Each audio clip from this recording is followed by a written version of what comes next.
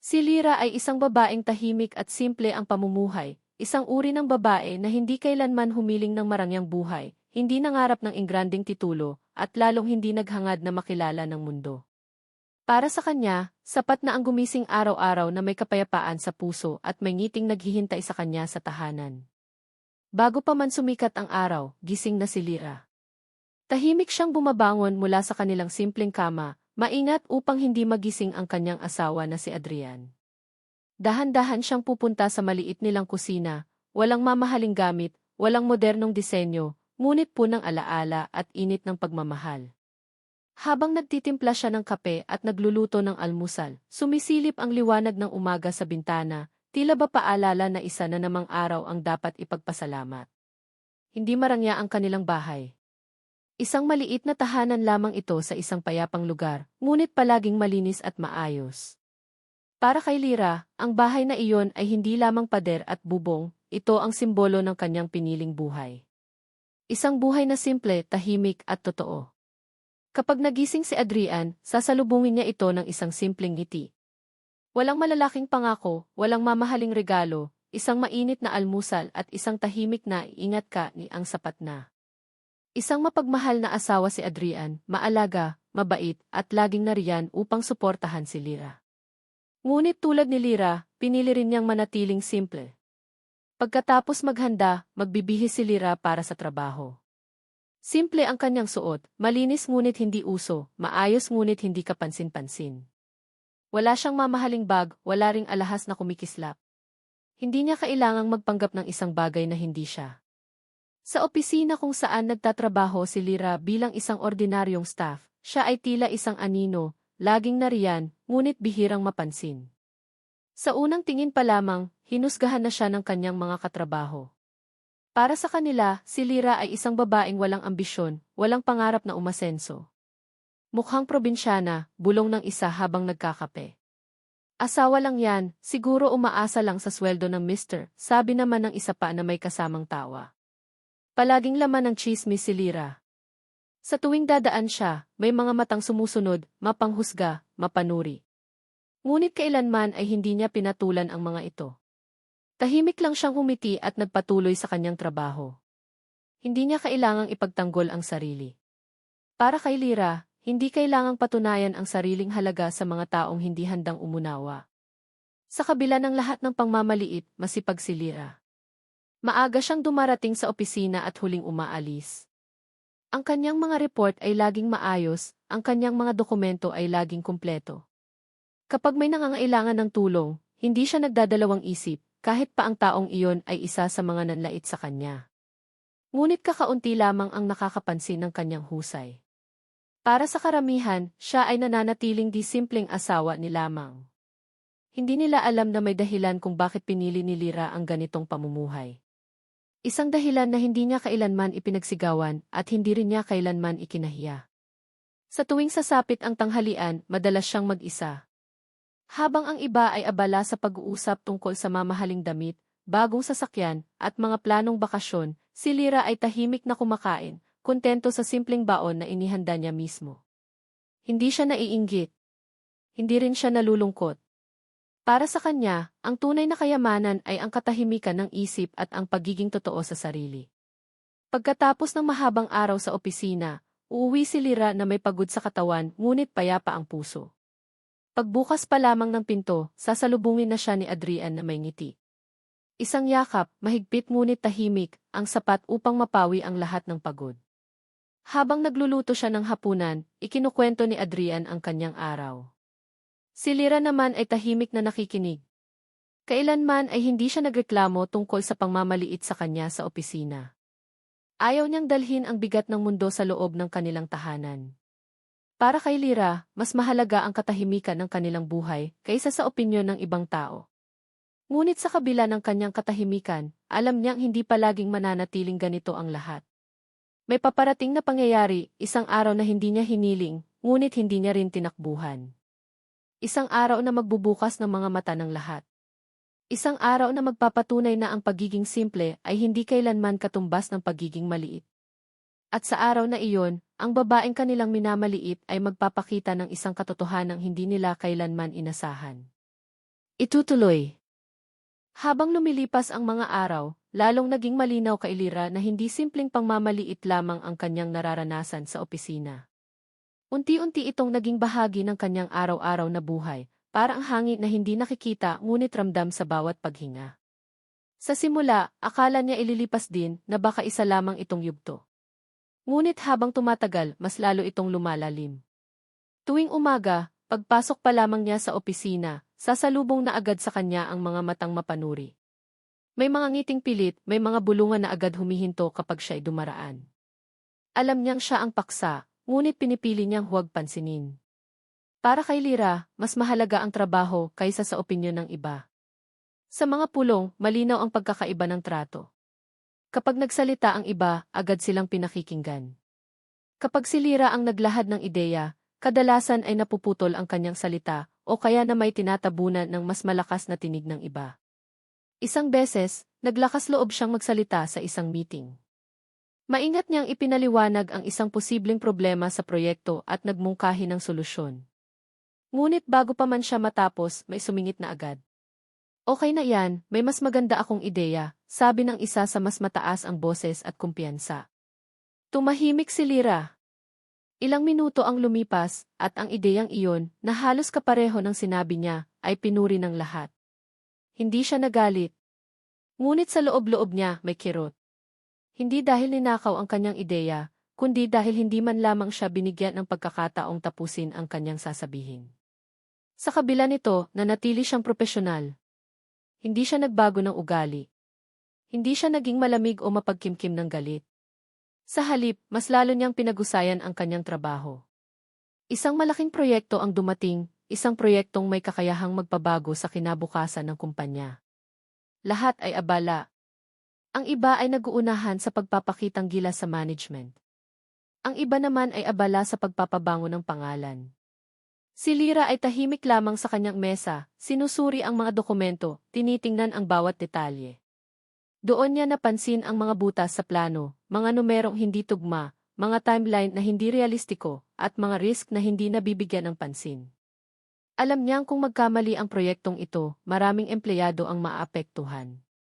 May sapat siyang kaalaman at karanasan upang tumulong. Ngunit batid niya rin na hindi siya pakikinggan. Kaya sa halip na magsalita sa harap ng lahat, pinili niyang tumulong sa paraang kaya niya. Tahimik niyang inayos ang mga dokumentong hawak niya. Kapag may mali, kinokorek niya. Kapag may kulang, dinadagdagan niya. Kapag may hindi malinaw, sinasaliksik niya. Hindi niya hinangad ang papuri. Ang mahalaga sa kanya ay magawa ng tama ang trabaho. Sa likod ng mga papeles at spreadsheet, si Lira ang tahimik na nag-aayos ng mga pagkukulang ng iba. Ngunit ang kredito ay laging napupunta sa iba, sa mas maingay, mas maporma, mas napapansin. Sa pantry, habang nagkakape ang ilan, muling napag-usapan si Lira. Hindi ko talaga gets kung bakit nandito pa yan, sabi ng isa. Nga, parang wala namang ambag, sagot ng isa pa. Siguro dahil may asawa na, wala nang pakialam umasenso, dagdag ng isa, sabay tawa. Naroon si Lira sa kabilang mesa, tahimik na umiinom ng tubig. Naririnig niya ang bawat salita. Ramdam niya ang bawat pangungutya. Ngunit hindi siya tumingin, hindi siya nagsalita. Sa halip, huminga siya ng malalim. Hindi dahil nasasaktan siya, kundi dahil ayaw niyang hayaan ang mga salitang iyon na baguhin ang kanyang pagkatao. May mga gabi na, pag-uwi niya sa bahay, mapapaupo siya saglit sa sala bago magluto. Hindi dahil sa pagod sa katawan, kundi dahil sa pagod ng damdamin. Ngunit sa sandaling marinig niya ang boses ni Adrian, tila ba unti-unting nawawala ang bigat. Kamusta ang araw mo? Tanong ni Adrian, laging may malasakit. Okay lang, sagot ni Lira, may kasamang munting ngiti. Hindi siya nagsisinungaling, pinipili lang niyang huwag ibahagi ang lahat. Ayaw niyang mag-alala si Adrian. Ayaw niyang magdala ng negatibong enerhiya sa kanilang tahanan. Sa opisina naman, may isang taong tahimik na nagmamasid, ang manager. Napapansin niya ang pagiging maayos ng trabaho ni Lira. Napapansin niya na kapag dadaan sa mesa nito, laging kumpleto ang files, laging updated ang data. Ngunit may tanong sa kanyang isip, bakit tila hindi napapansin ng iba ang babaeng ito? Isang hapon, may nawawalang mahalagang dokumento. Nagkagulo ang lahat. Kung hindi ito mahanap, maaantala ang proyekto. May ilang nagtuturuan, may ilang nagkakaila. Tahimik na tumayo si Lyra. Dahan-dahan niyang inilabas ang dokumento mula sa kanyang folder. Nandito po, mahinahon niyang sabi. Nagulat ang lahat. Walang nagpasalamat. Walang pumuri.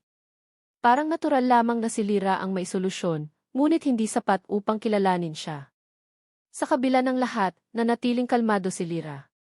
Sa kanyang puso, alam niyang hindi habang buhay ay ganito ang mangyayari.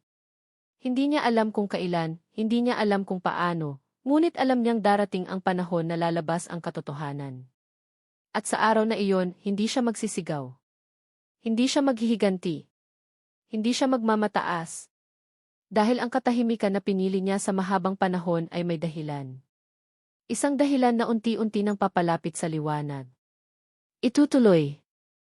Dumating ang araw na tila ordinaryo lamang sa paningin ng lahat, ngunit para kay Lyra, may kakaibang bigat ang hanging bumabalot sa opisina.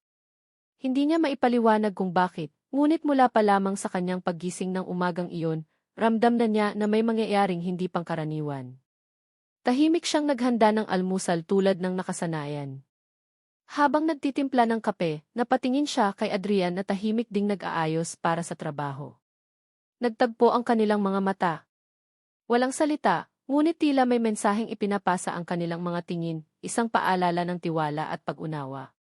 Mag-ingat ka, mahina niyang sabi. Ngumiti si Adrian. Ikaw rin. Pagdating ni Lyra sa opisina, agad niyang napansin ang kakaibang tensyon. May mga empleyadong nagmamadali, may mga nagbubulungan at may mga mukhang balisa. Hindi nagtagal, kumalat ang balita, may emergency meeting. Bibigyan daw tayo ng abiso. Dadating ang may-ari ng kumpanya, bulong ng isa. Parang may biglang kumalabog sa dibdib ng lahat. Ang may-ari ng kumpanya ay bihirang magpakita. Kapag dumating ito, nangangahulugan iyon ng malaking pagbabago o malaking problema. Nagkagulo ang opisina. May nag-ayos ng buhok, may nagpalit ng blazer, may nag-practice ng sasabihin. Ang ilan ay nagplano kung paano magpapakitang gilas, umaasang mapapansin. Sa gitna ng kaguluhan, tahimik lamang si Lyra sa kanyang upuan. Hindi siya nagmamadali, hindi rin siya nag-alala. May kakaibang kapayapaan sa kanyang mukha, tila ba alam niya ang mangyayari, o handa siya sa anumang mangyari. Uy Lyra, bakit parang wala kang pakialam? Tanong ng isa, maihalong pang-uyam. Ngumiti lamang siya.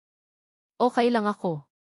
Nang pumasok ang lahat sa conference room, pun ito ng kaba at katahimikan. Ilang minuto ang lumipas na parang oras. Bawat segundo ay mabigat. Maya-maya, bumukas ang pinto. Pumasok ang isang lalaking matikas ang tindig, simple ang suot, ngunit may kakaibang presensya. Kasunod niya ang ilang opisyal ng kumpanya. Sa unang tingin, may ilan nang nakakilala sa kanya, ang tunay na may-ari ng kumpanya. Ngunit ang ikinagulat ng lahat ay ang lalaking kasama niya. Hindi imposible, bulong ng ilan. Si Adrian iyon. Ang simpleng lalaking madalas nilang makita sa labas ng opisina, ang asawang inaakala nilang karaniwang empleyado lamang, naroon siya ngayon, tahimik ngunit may otoridad sa bawat hakbang.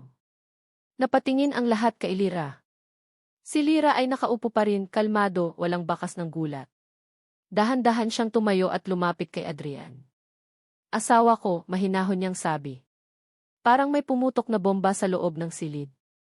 Walang makapagsalita. Ang mga matang dating mapanghusga ay napalitan ng gulat at hindi makapaniwala. Ilang sandali ang lumipas bago nagsalita si Adrian. Magandang umaga sa inyong lahat, mariin ngunit mahinahong tono. Ako si Adrian, ang may-ari ng kumpanyang ito. May mga napayuko. May mga namutla. May mga hindi pa rin makapaniwala. Ngunit hindi pa doon natapos ang lahat. May isa pa akong nais ipakilala sa inyo, dagdag ni Adrian. Ang aking asawa, si Lyra. Tahimik ang silid. Hindi lamang siya isang empleyada. Siya ang isa sa mga pangunahing dahilan kung bakit narating ng kumpanyang ito ang kinalalagyan nito ngayon. Parang biglang huminto ang oras. Ang babaeng minamaliit nila. Ang babaeng tinatawag nilang simpleng asawa. Ang babaeng akala nila ay walang ambisyon. Isa pala siyang haligi ng kumpanya.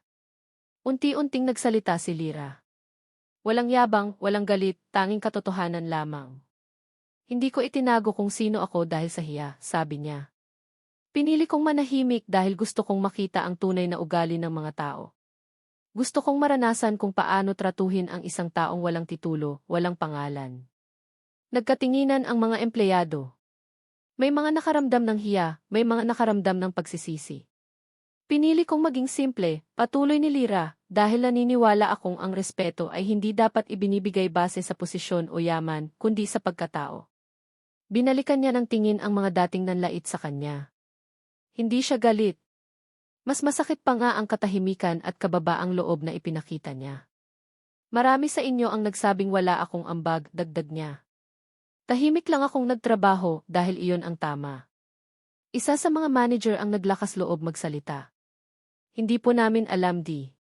Ngumiti si Lyra. Hindi niyo kailangang humingi ng tawad ngayon. Ang mahalaga ay kung ano ang gagawin ninyo pagkatapos. Lumapit si Adrian at tumayo sa tabi niya. Mula ngayon, sabi ni Adrian, magkakaroon ng mga pagbabago. Hindi dahil asawa ko si Lyra, kundi dahil tama ito. Ang mga empleyado ay tahimik na nakinig. Ramdam ang bigat ng sandali. Ang kumpanyang akala nila alam na nila ay biglang nagkaroon ng ibang mukha, isang mukhang makatao, patas, at may malasakit. Pagkatapos ng meeting, bumalik ang lahat sa kani-kanilang mesa, ngunit wala nang katulad dati. Ang mga tingin kay Lyra ay nag-iba. May paggalang, may hiya, may takot, at may paghanga. May lumapit kay Lyra. Pasensya na, mahina nitong sabi. Ngumiti si Lyra. Salamat.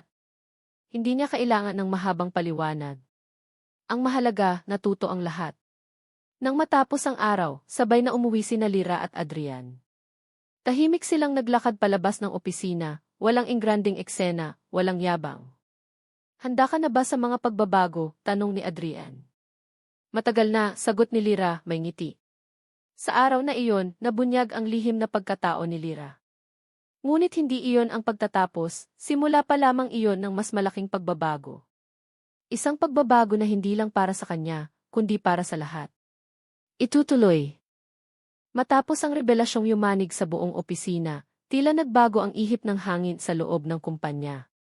Ang lugar na dati puno ng bulungan, pangmamaliit, at mapanuring mga mata ay biglang nabalutan ng katahimikan, isang katahimikang mabigat, puno ng pagsisisi at pagninilay.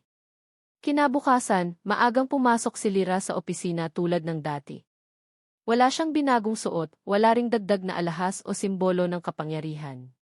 Simple pa rin ang kanyang pananamit, payak pa rin ang kanyang kilos. Ngunit ang paligid niya, iyon ang nagbago. Pagpasok pa lamang niya sa pintuan, napansin niya ang mga tingin ng mga tao. Hindi na ito tulad ng dati. Wala na ang mapanghusgang mga mata. Sa halip, may paggalang, may hiya, at may pag-aalinlangan.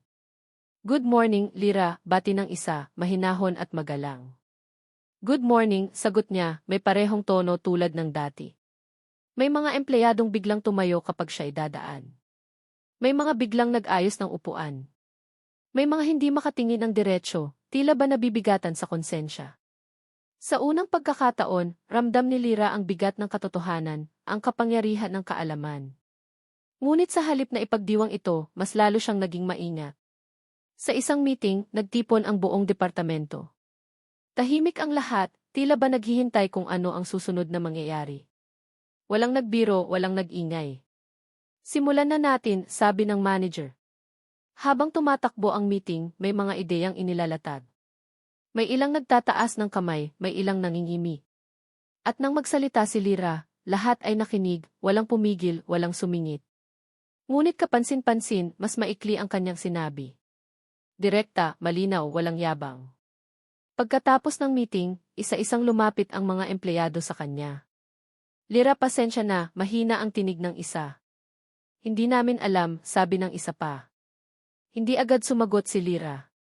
Tumingin siya sa kanila, hindi bilang may-ari o makapangyarihang tao, kundi bilang kapwa-empleyado. Salamat sa paghingi ng tawad, mahinahon niyang sagot. Pero mas mahalaga kung paano tayo magtatrabaho mula ngayon. Ang mga salitang iyon ay tumimo sa puso ng marami. Hindi nagtagal, naglabas ng opisyal na memo ang pamunuan, sa pangunguna ni na Adrian at Lyra. Hindi ito tungkol sa promosyon o pagbabago ng titulo. Ito ay tungkol sa kultura. Isinulong nila ang isang bagong sistema. Pantay na pagtrato sa lahat ng empleyado.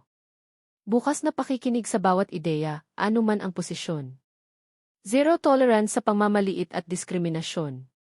Pagkilala sa tahimik ngunit masisipag na manggagawa. Nagkaroon ng mga workshop at open forums. Sa unang pagkakataon, binigyan ng boses ang mga empleyadong dati ilaging nasa likod. May mga umiyak, may mga naglakas loob magsalita, may mga umamin ng pagkakamali. Isang empleyada ang tumayo, nanginginig ang boses. Aminado po ako, minsan po akong nanlait. Ngayon ko lang po naintindihan kung gaano kasakit iyon. Tahimik ang buong silid. Tumayo si Lyra at humarap sa kanya. Salamat sa katapangan mong magsalita, sabi niya. Ang pagbabago ay nagsisimula sa pag-amin. Hindi naging madali ang pagbabago. May mga empleyadong hindi agad nakaangkop. May ilan na umalis, hindi kayang tanggapin ang bagong sistema. Ngunit para kay Lyra at Adrian, mas mahalaga ang kalidad kaysa sa dami. Unti-unting nagbago ang kultura ng opisina. Ang dating mapangmata ay natutong makinig. Ang dating maingay ay natutong magbigay daan. At ang dating tahimik ay natutong magsalita. Sa kabila ng lahat ng ito, nanatiling pareho si Lyra. Kumakain pa rin siya ng simpleng baon. Tahimik pa rin siyang nagtatrabaho. Hindi siya humingi ng espesyal na opisina, ni hindi rin siya nag-utos na tratuhin siya ng iba. Isang hapon, habang nag-aayos siya ng mga papeles, may lumapit na dating isa sa mga pinakamatinding nanlait sa kanya. Lyra, sabi nito, puno ng kaba. Gusto ko lang pong magpasalamat. Hindi niyo po kami pinahiya. Ngumiti si Lyra. Hindi ko kailangang gawin iyon. Mas mahalaga na may natutunan tayo. Sa bahay, napansin ni Adrian ang katahimikan ni Lyra habang sila'y nagkakape. Okay ka lang ba? Tanong niya. Sagot ni Lyra. Napapagod lang siguro. Ngumiti si Adrian. Malaki ang binago mo, hindi lang sa kumpanya, kundi sa mga tao. Umiling si Lyra. Hindi ako. Sila mismo ang nagbago. Binigyan lang natin sila ng pagkakataon. Sa gabing iyon, habang nakahiga sila, napaisip si Lyra. Hindi siya nagsisi sa katahimikan na pinili niya noon. Dahil kung hindi siya nanahimik, hindi sana niya nakita ang tunay na mukha ng mga tao, at hindi rin sana nagkaroon ng ganitong pagbabago. Ang simpleng asawa na minsang minamaliit ay naging simbolo ng bagong simula. Ngunit alam ni Lyra na hindi pa rito nagtatapos ang lahat. May isa pang mahalagang aral na kailangang maunawaan ng lahat, isang aral na mas malalim pa sa kapangyarihan, titulo at respeto. Isang aral tungkol sa tunay na yaman ng tao. Ituto. Lumipas ang mga linggo matapos ang malalaking pagbabagong naganap sa kumpanya. Unti-unti nang bumabalik sa normal ang takbo ng trabaho, ngunit hindi na kailanman bumalik sa dati ang pag-iisip ng mga tao.